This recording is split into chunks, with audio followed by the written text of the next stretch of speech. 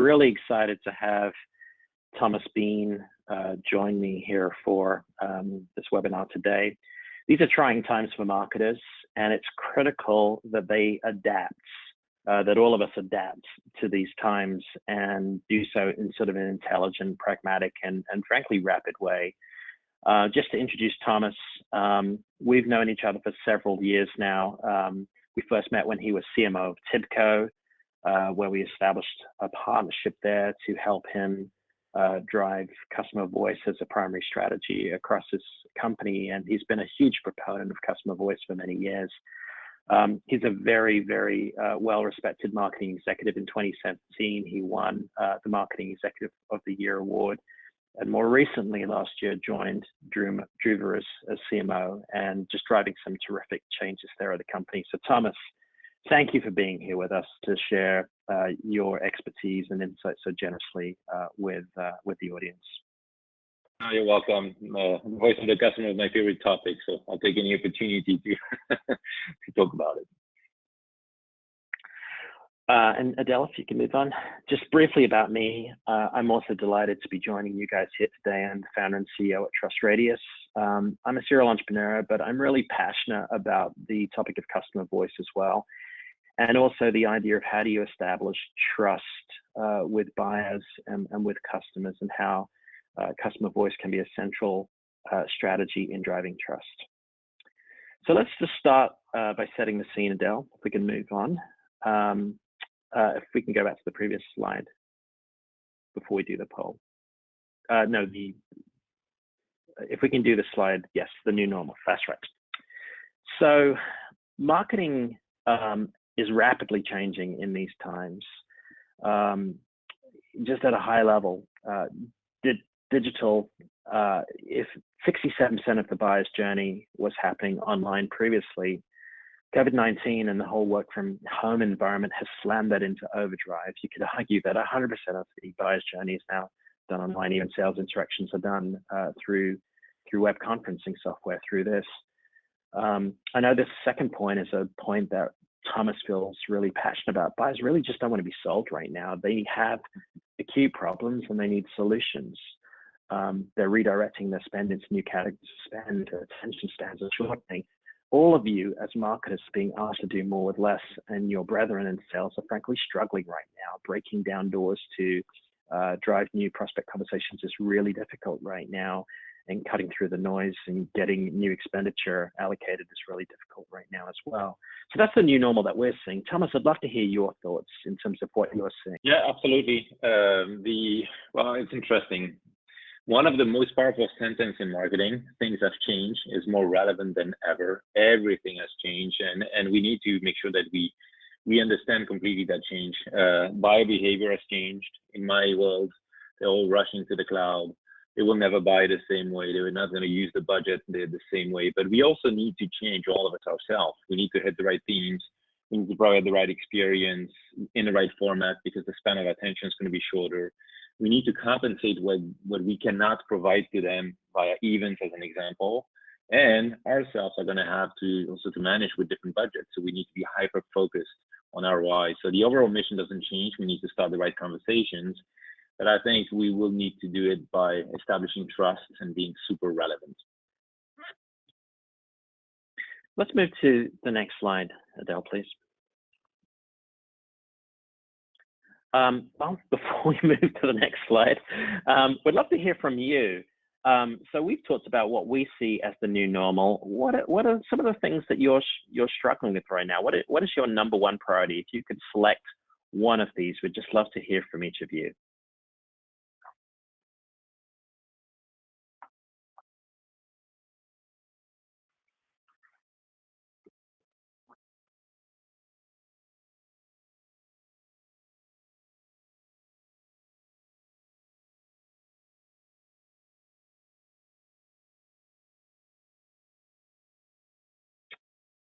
Adele, if we could maybe close the poll if we've got enough votes.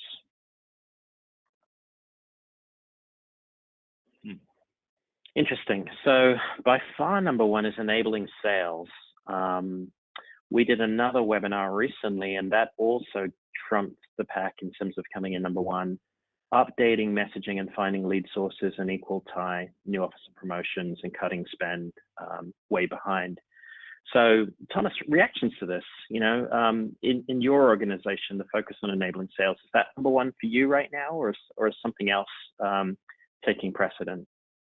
No, it's super important. I think we started in my organization, we started with the messaging, how to be relevant, how to also lead with empathy, and then building new offers just to adapt and make sure that we can help businesses, and then enabling sales on how to either create or pursue those conversations. So I totally my priorities map very well with what the audience is saying here, and there will be a new lead sources, but first we focused on the relevance and the best action, and making sure that anybody who interacts with customer actually had the right tools and right messages.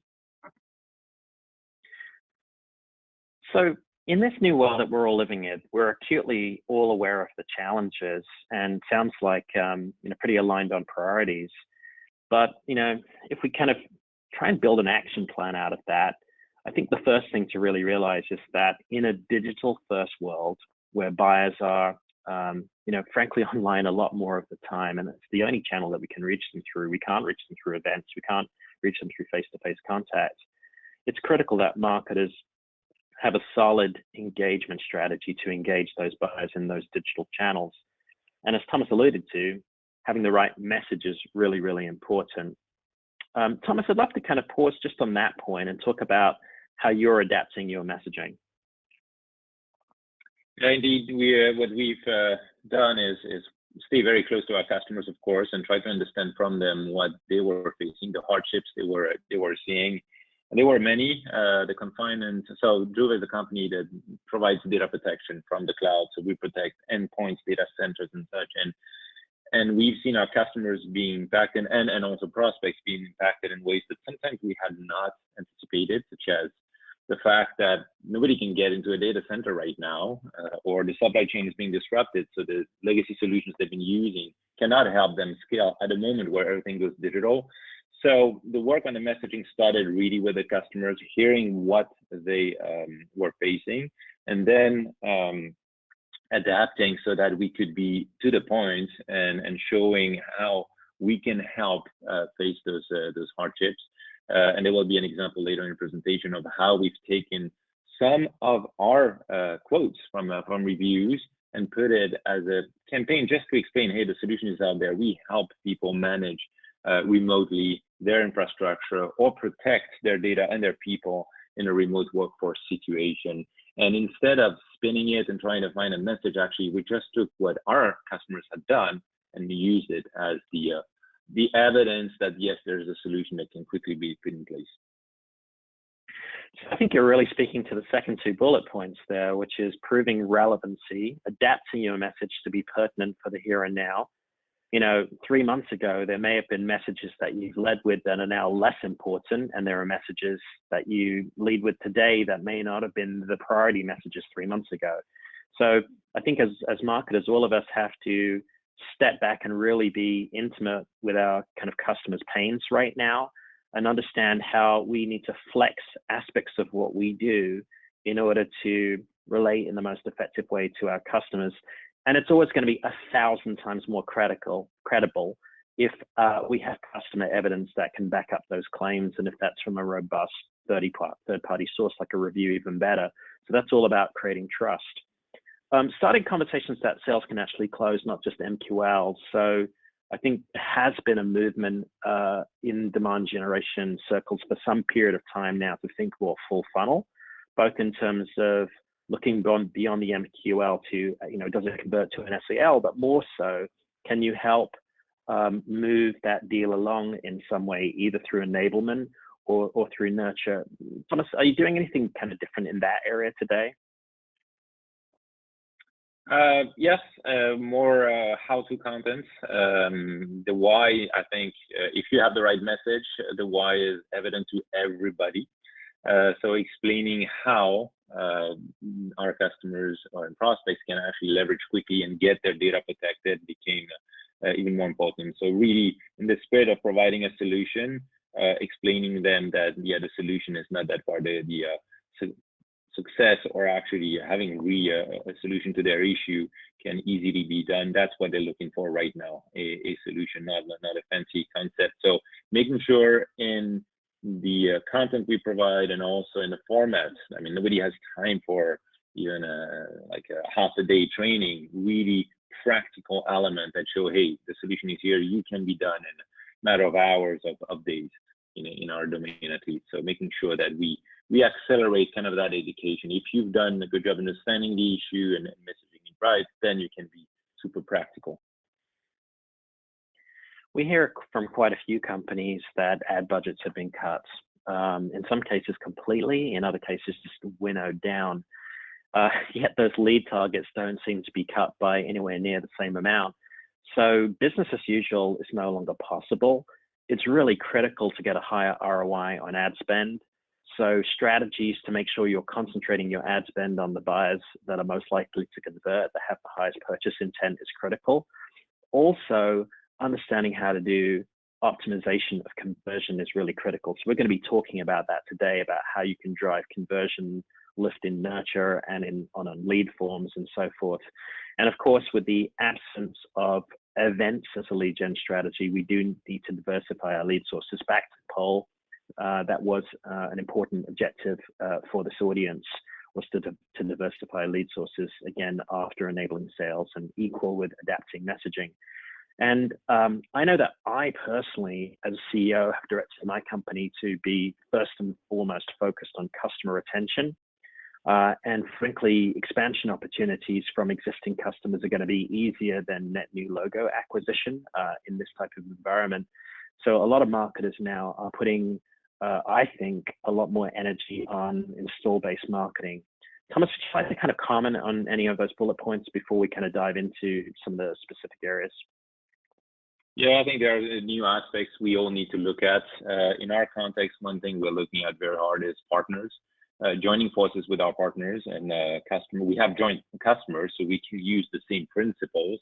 So that's an important one, because we're all looking for efficiency. And then there's another aspect that all marketers need to look at. Sometimes it depends on the company. Sometimes it's very involved, sometimes less. But it's also time to repackage offers, not offers in terms of discount and such, but really taking into account the new reality for buyers, and sometimes removing friction or adapting what they're going to be able to use immediately in a context of their budget. So yes, it's message, yes, it's the content and such, but the offer also, I think matters. It's been nice to see that many companies, including Druva, have been proactively proposing free use of service for 6 months on a certain scope. I think that's just the beginning, and it's important to understand that also the offer needs to evolve. And I think marketing can lead also that conversation with products and such, for companies who can have the flexibility to do so. But it's also part of adapting to the new reality of our buyers. Yeah, and I think that example of leading with offers that reduce friction is probably illustrated no better than in the web conferencing space right now, where there's a land grab, I think, for new customers, and a lot of companies are offering kind of free ways in to kind of start usage of those products. And the question will be, when the dust settles, who's able to kind of retain market share. Let's move on, Adele, to the next slide, please. So we've talked about how building trust and enabling sales and adapting messaging to be relevant are top priorities for today.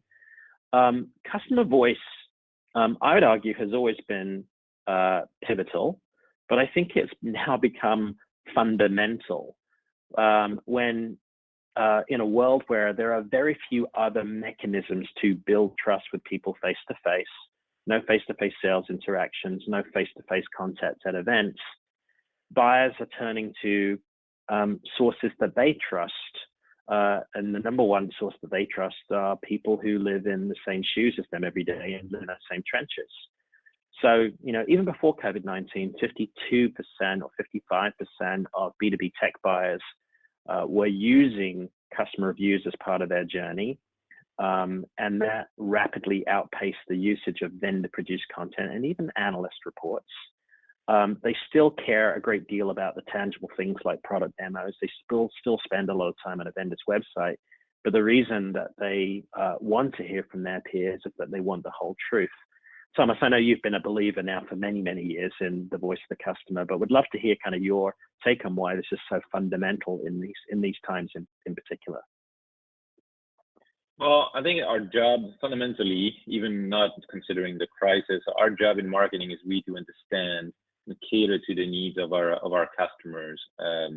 So that, in that respect, the voice of the customer is super important, and we'll see that reviews can also help on that front as we go along the presentation. The other truth about marketing is that content fuels everything, and I think if you combine both, this is where the voice of the customer appears as a way to really attract, educate, convince the buyers. And in a time like now, where they don't have a lot of time, their span of attention is short, they're gonna cut to the chase. They want to go, and in a point, and I use this in social posts recently, but they don't want to listen to marketers right now. They want to listen to their peers. What has worked for you? I want to know. That's a shortcut for them.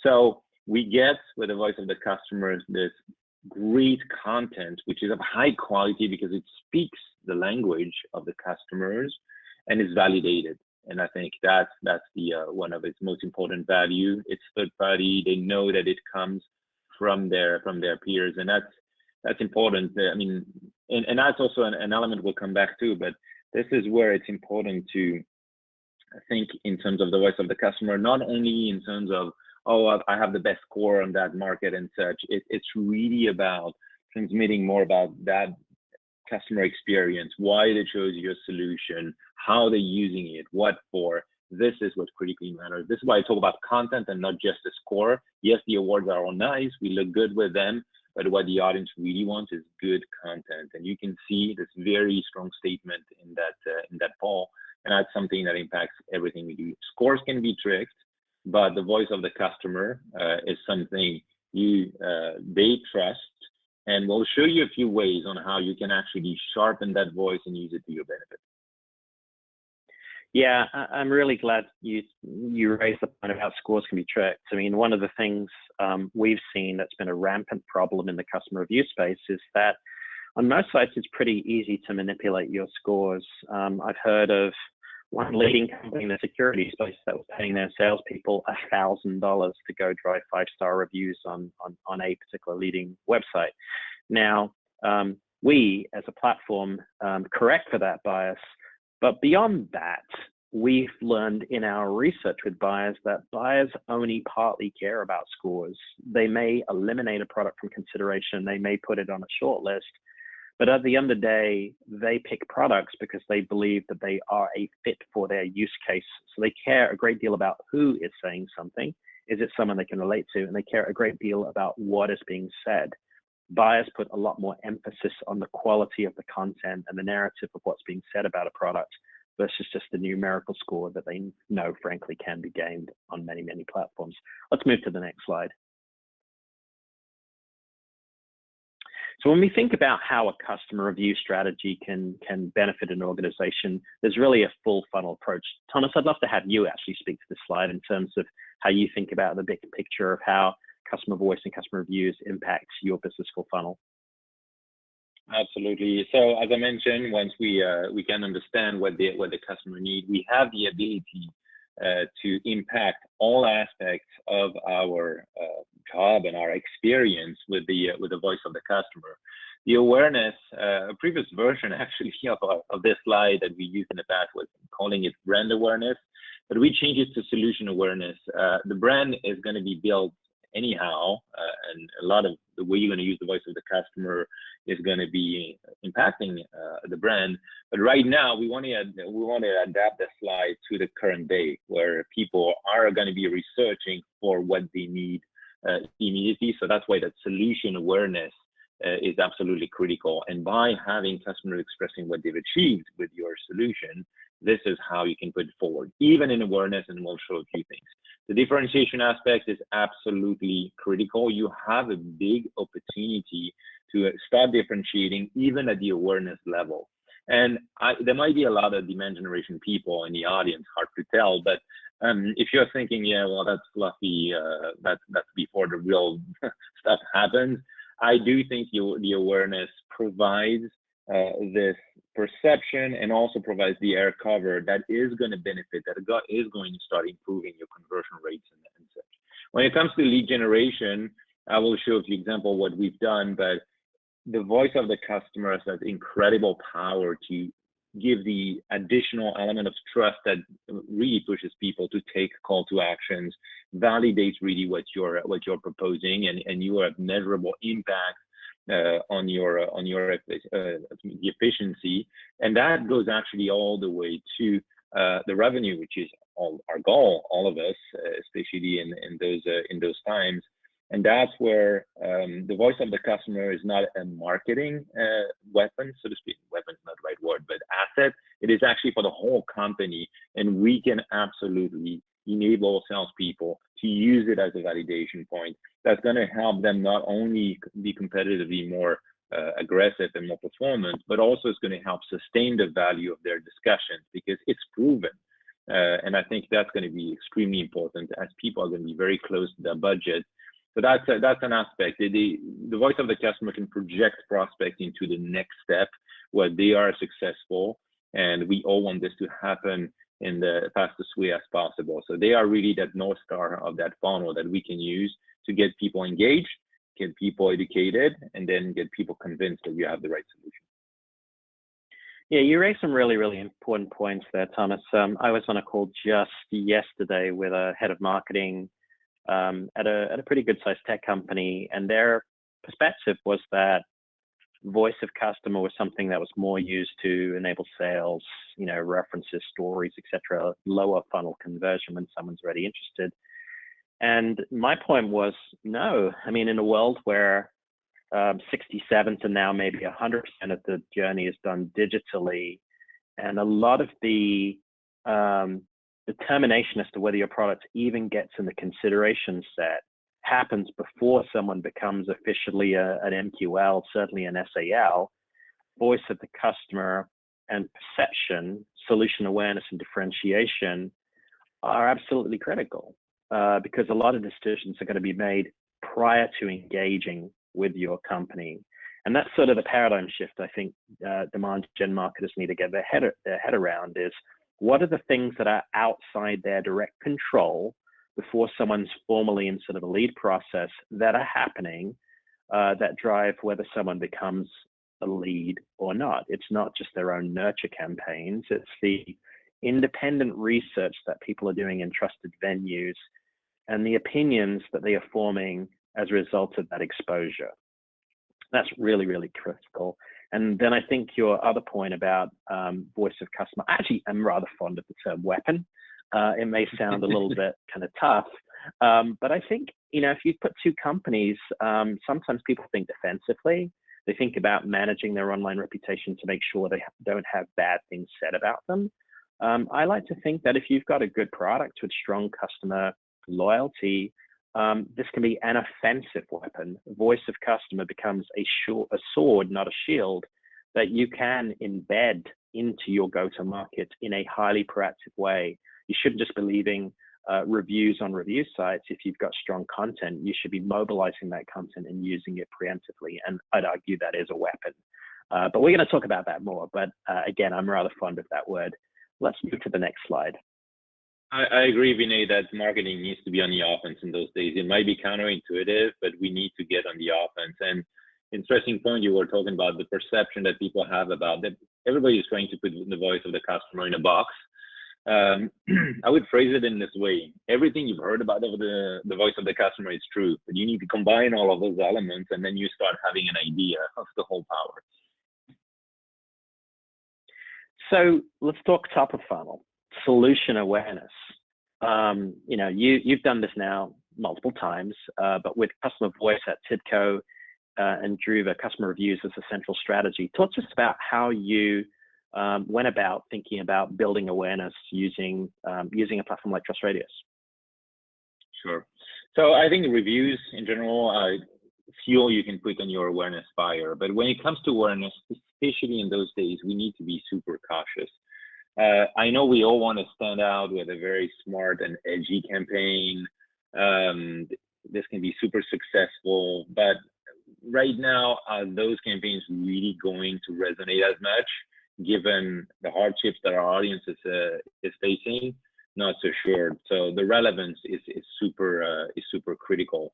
The issue that we might get into is we might make self-serving claims. We might talk a language, might be very inside out in terms of marketing. I don't think our audience is going to have the time. They want actually to be told about what they're facing and how they can improve their situation, their business, their job, etc. The other aspect is that the audience, I think, right now wants the truth and versus claims, and they will always go straight to the source that they will trust more. This is why hearing the voice of other customers is going to matter even more, even at the awareness, especially at the awareness level. I think also the audience they have in some cases to make super rapid choices. Vinay was talking about web conferencing. It's the truth for data protection, for VPNs and such. Very short time, need to act, need to protect their remote workforce super quickly. So they want to get to a place where they can have also a broad perspective on the market. And if you look at it, what are the alternatives? Are they going to go to the analyst? Maybe. I have a lot of respect for companies like Gartner, but the reality is that Gartner operates in certain segments. And if, like me, you're selling mid-market and above, the reality is that Gartner doesn't really have customers in the mid-market. So those are not going to be served. Gartner is a business. We're all a business, but they have also to make sure that their product and queues have a certain success. So that's how they're managed. And then finally, there's a process. And it's a bit like food. If you want quality food, maybe you don't want food that's processed too much. I would say the same for the information.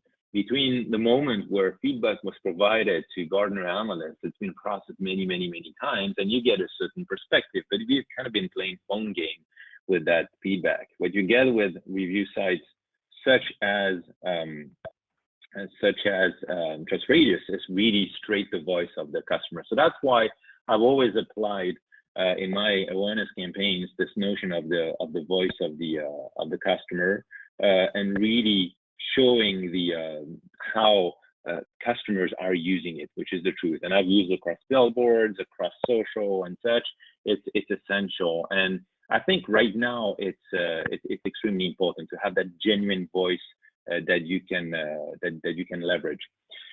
So and it does matter. It's important that people have seen the brand associated with the customers. That's going to have a long-lasting impact actually beyond awareness. So if we go to the next slide, I can show you some of the numbers that we've achieved. This is back from the days at TIPCO. And thanks to our customers, we have achieved, TIPCO has achieved the #1 spot for a critical market called the Integration Platform as a Service, IPaaS. And what's interesting and what I want to talk about is how this #1 spot, based on the voice of the customer, immediately almost increased the traffic of the people who went to the TIPCO page and the product TIPCO Cloud integration on the TrustRadius site. So of course you need to make sure that you have the right CTAs and such. But and it's not often that in marketing we have kind of the step functions that happen. So that's the power of the voice of the customer. And we achieve those great numbers. And I always come back to the point: how much would I have to spend if I had to actually build and pay for those impressions? So that's something that shows the impact you can have. You're really literally putting your product on the map with the voice of the customer and putting the product in their research process. Now, having said that, this is an impact of leadership. And I would say that nowadays, empathy trumps leadership. It is important, but it might not be the thing that they lead with. So if we go to the next slide, I can give you an example of how we've been doing things slightly differently at Druva in those current times. Once we've seen everybody being confined and such, as I mentioned earlier, we stayed close to our customers.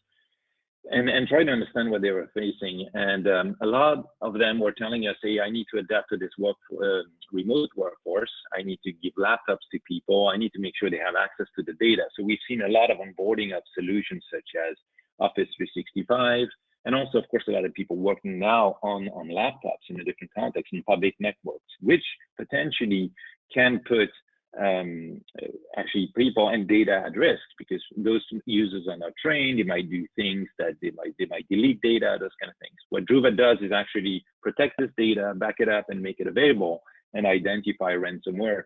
But all of this without impacting actually the end user. So what we wanted to do is actually tap into the voice of the customer. This is why we went and looked at the quotes we had, and we had a campaign really based on how customers had addressed that issue.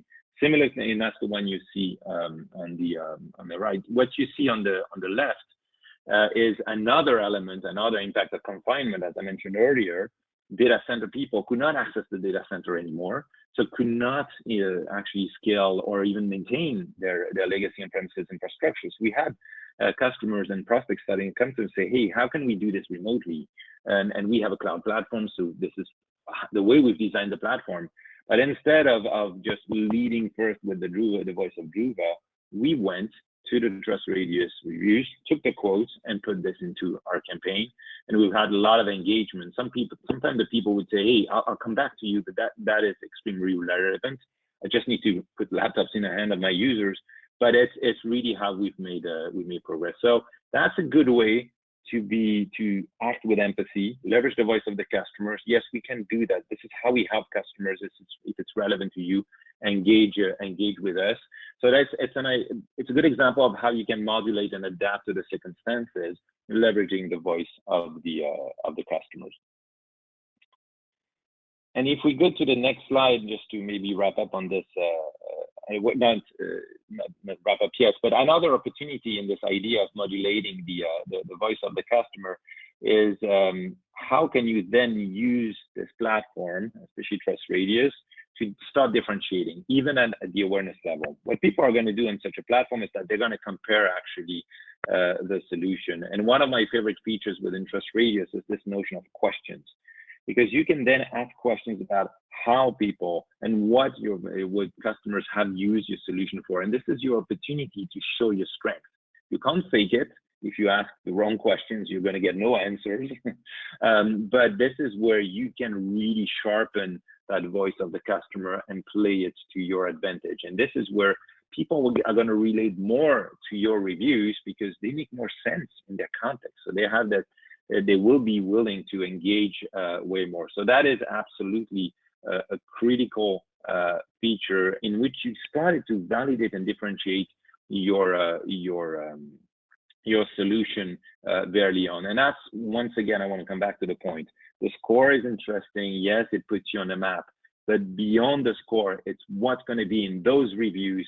Well, you have the opportunity to show how your experience is different, to show how your business model is different, to show how you're a great partner to your customers. And that's what people want to read right now. So use this to your advantage, be intellectually honest, but it's a great way to sharpen that weapon that Vinay provides us with. And if you look at the impact when you do this right, if we go to the next slide, you have a very interesting aspect, which is the time that people are spending. I mean, look at those. I wish that in some of my web pages, people would spend as much time, but they're really doing the research. They're spending dozens of minutes. So that's critical. That's really what you want. You've taken them, they're aware, but now this is beyond awareness. They're really studying your solution. And they're getting more conversation ready, as Vinay was explaining. So to wrap up this awareness kind of piece, there are 3 tips that I can give you about how to best use the voice of the customer for awareness. First, you need to have the right mindset. As I said, you can't fake it. You're not gonna create a new advantage. You're gonna play to your advantage, and you need to be intellectually honest about what your strengths and weaknesses are. And there are ways to address this, and I'll talk about it after. But really make sure that you ask the right questions, you'll get the right answers, and you will be differentiated. Use the voice of the customer everywhere. That's my personal advice. I've done it with success across all types of activities, even when we were having events, putting quotes from reviews on trade show booths and such. And then please go beyond the score. Go really work on the quality of the reviews in your process, in the way you're gonna ask the right questions. You're gonna invest a little and get a lot of impact back. Guide the discussion so that you provide a great service to your audience. So that's about the awareness. Maybe Vinay, you want to make a few comments? No, Thomas, I think you nailed it.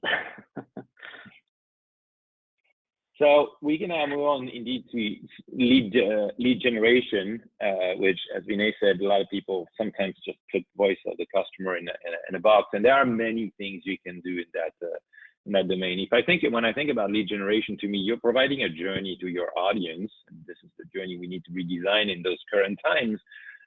But each step that you ask them to make has to be valuable and relevant for them, especially with a short span of attention and a short budget. And the voice of the customer helps on all those aspects. So I'll leave in some data for the next slide. But in terms of the content you use, in terms of even the nurture, in terms of improving the conversions on your landing pages and your website, it has a drastic impact. This is actually the first use cases that Vinay and I worked on together. I met Vinay in a context at TIPCO. Great analytics software that we're providing. We want to get more actually people trying the solution. And I met Vinay, and Vinay told me, Thomas, I can actually improve your conversion rate by 15%. And it's not every day that you get somebody that with confidence tells you, hey, I can do this. I say, okay, well, let's try it. And I'm going to say that he over-delivered because we had a 20% impact. But interestingly, we really were able to build that additional element of trust that made it real. The offer became more real because they could see what other customers had achieved in their words, in their voice. So that is a tremendous impact you can use across many, many things all along your digital experience for your demand generation of initiatives. And the example, we haven't put the screenshot there, but we've actually made a study of what people were looking at. And very interestingly, they were looking at the title, they were looking at the call to action, and then they were looking at the reviews, and then they were clicking. The marketing stuff in the middle, they were barely reading across it. They were going straight for the reviews. That's the power. It's a magnet, and it's very powerful content. So that's how you can improve the experience. But part of demand generation, if we go to the next slide, is also, of course, making sure we talk to the right audiences. And this is where leveraging buyer intent is absolutely critical. Intent data is great and make sure that we use our money on the proper audience. But if you're like me, you might be a bit frustrated because to me, leveraging the intent data is all about triangulating the right sources. But everywhere I go, I get to the same source. It looks like there's only one company providing intent data. And that's where it was very refreshing when we were able to start working with Vinay and the team on getting intent data from TrustRadius. This data is great because it's super well qualified. They research your brand, so they know you. They are well into their research.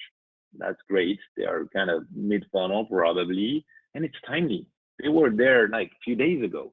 So you can actually act. So whether your religion is inbound, outbound, or like me, all down, you can leverage it and take smarter decisions, really putting your money where the audience is likely is interested. If you have propensity models on top, it's great. And then you can engage. But you can also equip in the right way. You can leverage digital and such and have the right approach to actually get to those buyers as they're researching. So that's something really powerful to actually increase the top of the funnel, leading more people in the funnel, but also making sure they convert well. So you get better ROI, better conversion, and something super important, increased intelligence about those accounts. So in terms of demand gen, the 3 tips that I could give you is really leverage the reviews to build that extra level of confidence for your audience to execute and call to action and get to that next step. Consider personalization of reviews. That's important. And once you have a tool that's big enough of reviews, you can actually take vertical approaches or look at the customer side, so you can adapt it to your segment. So you'll have that extra level of relevance that you can that makes you more efficient, and then leverage the traffic that came to check those reviews. It is an audience that has a strong intent, so that's how you can actually improve the efficiency of the overall aspect. And one thing I would add, actually, maybe a fourth one. This is great content, so put it as part of your nurture. It's not only about putting reviews on a website and those kind of things. If you use a technology like Path Factory as an example, you're going to provide a nice set of contents that they can binge. Put reviews in the middle. You'll see that they'll quickly go to the next stage. It's great content. Yeah, one of the recommendations that we have is almost do a content audit. Look at all of your sort of key landing pages, your main website pages, like solution pages, your homepage, and think about where could third-party customer voice help either increase conversion or increase engagement.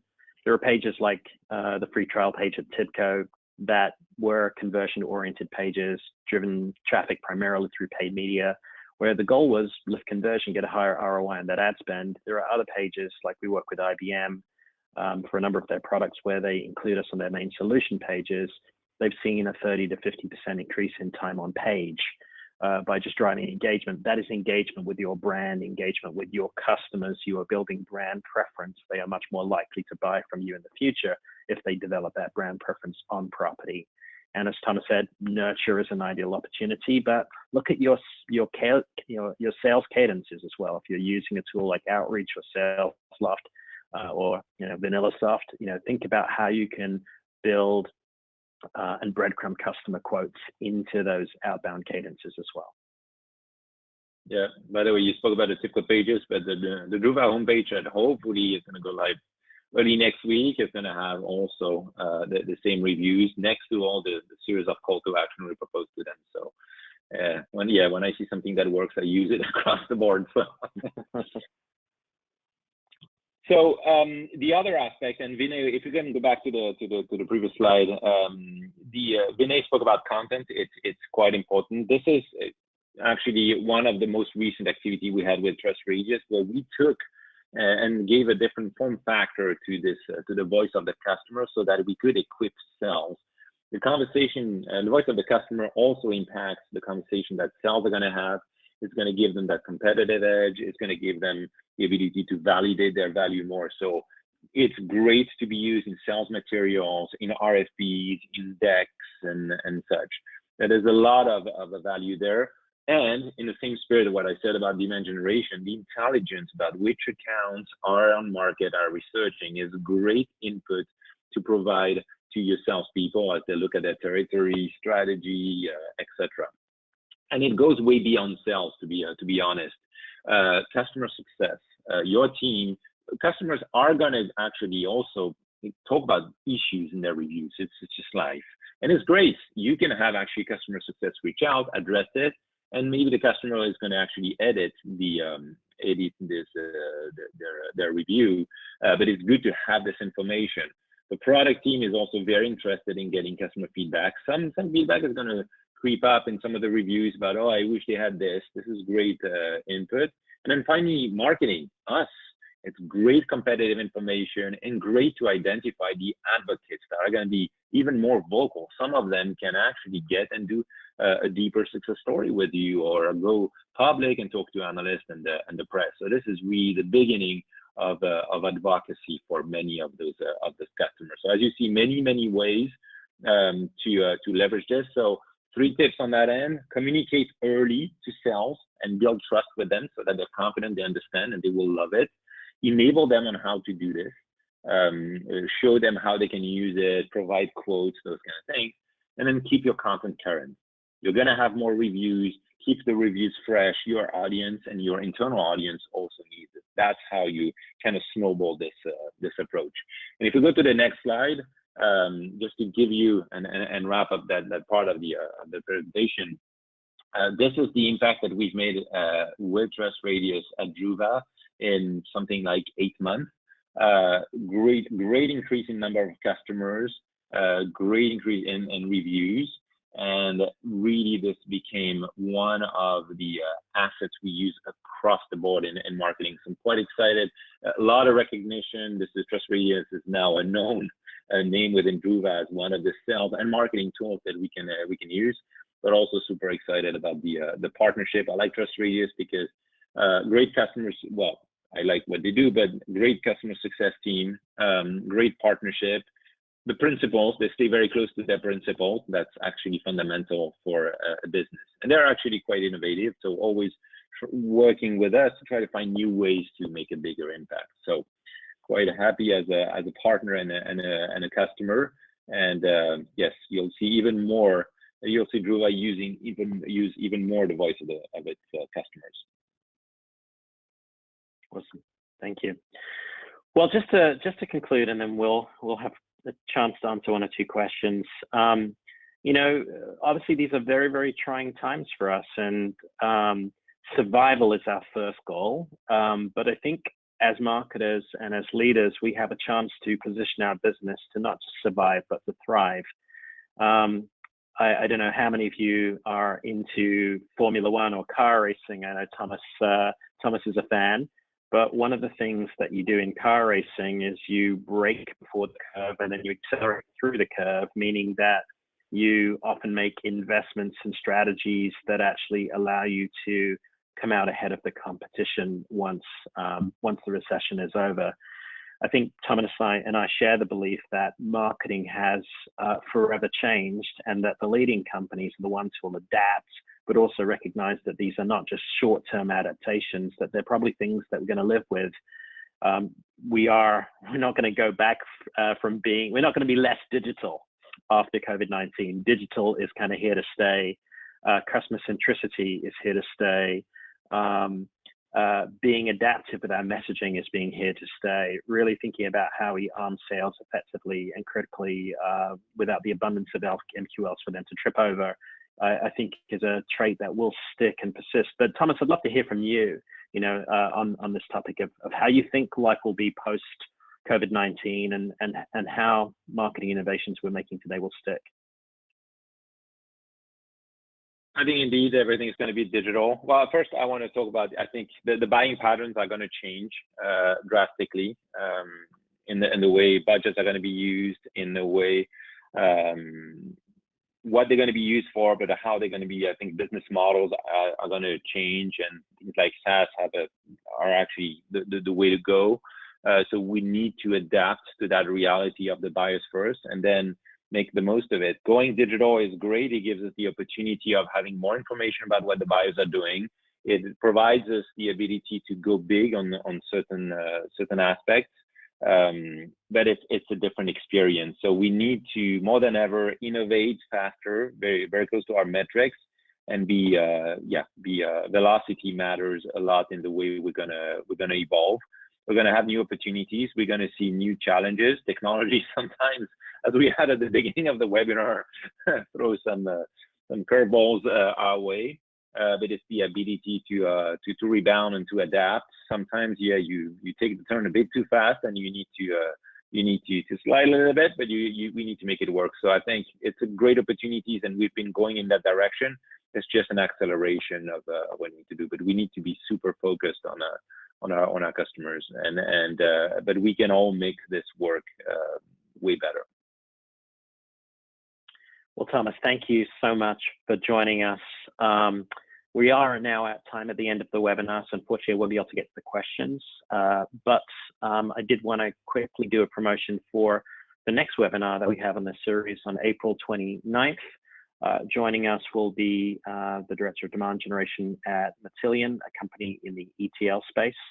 But again, Thomas, really appreciate you sharing your expertise and wisdom with us and with our audience as we all navigate through these tumultuous times.